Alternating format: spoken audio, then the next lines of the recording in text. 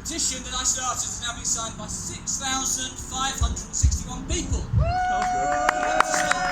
Glyphosate being used in our streets and our parks and our playgrounds. So, as Deb's already thanked you all, thank you again, but thanks everyone that's been involved in that campaign. Can we all have a round of applause for everyone? Thank you. So there are 5 main reasons why we've got to stop using glyphosate. The first, as Deb's already talked about, is the mass extinction, particularly of insects. And this decline is not just bad for insects, it's bad for every living thing on the planet, because insects are the base of the food chains, and we completely rely on them to pollinate our crops. Glyphosate kills bees. Shout it after me. Glyphosate kills bees. Glyphosate kills bees. Not only that, it harms the worms, the soil, the trees, the birds, and the animals. Glyphosate is water soluble, and it has significant effects on species that underpin the entire aquatic food chain, with amphibians being particularly vulnerable. Glyphosate has also been found to have adverse effects on earthworms. Amy goes around spraying the base of our trees with glyphosate, and this harms the fungi that live on the roots of the trees, and this is a very special fungi because it helps the tree to absorb nutrients and water. So spraying glyphosate around the trees is very bad for them. Dr. Nikki Rivers from the Wildlife Trust recently complained about this, and she got a reply from Amy saying, well, our workers don't do that, they're not supposed to do that. But of course they do. Wherever you look, street trees around Sheffield, you find dead yellow grass or absolutely dead everything with no living things around the tree, and that's because they sprayed glyphosate there. So can we have a shout? Glyphosate harms our wildlife. Glyphosate harms our wildlife. Glyphosate is found in many food products. It's in our water, it's in our wine, and most concerningly to me, it's in our beer. Oh no. It's present in our urine, and in the USA it's been found in breast milk. The World Health Organization have found it's probably carcinogenic, and a court case in the States awarded $289 million in damages to a terminally ill man who had cancer because he was working with glyphosate. So this is definitely a justice issue. Dan Shears from the General Municipal Boiler Workers Union said GMB is clear the guidance from the World Health Organization should be heeded, and glyphosate must be treated as a severe health risk to the general public. In situations like this, surely it's better to be safe, not sorry. Employers should stop using glyphosate immediately and replace it with safer alternatives, many of which have been trialled by councils in the UK.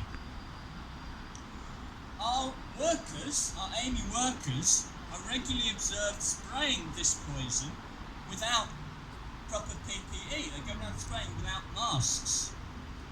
And this is a massive concern, both for their health and for Sheffield City Council's finances, because in the future they're likely to be billed with massive compensation claims from workers who are ill because of their use of glyphosate. So can you shout after me? Glyphosate causes cancer. Glyphosate causes cancer. Fourth main reason.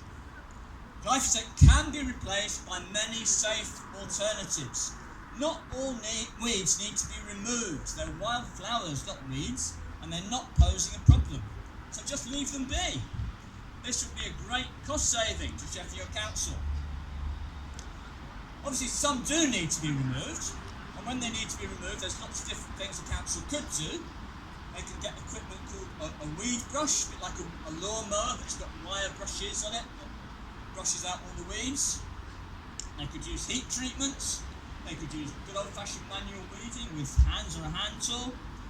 They could spray it with vinegar, or they could use something called foam stream, which looks really cool because it also doubles as something that gets off graffiti from walls.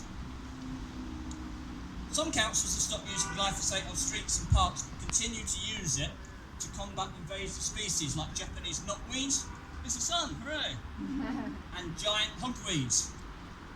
And this is injected directly into the plant. So when they do that, it has fewer harmful environmental effects. But there are methods, there are alternatives to it, such as mesh tech, which is like a wire mesh that covers the Japanese knotweed, and it basically strangles it. So they could stop using it, but I think the main thing they definitely need to do is stop using it in our streets and playgrounds and parks. So another shout. Glyphosate is not needed. Glyphosate is not needed. The council spends a lot of money spraying glyphosate to keep the city tidy, but much of it actually makes our city look less attractive.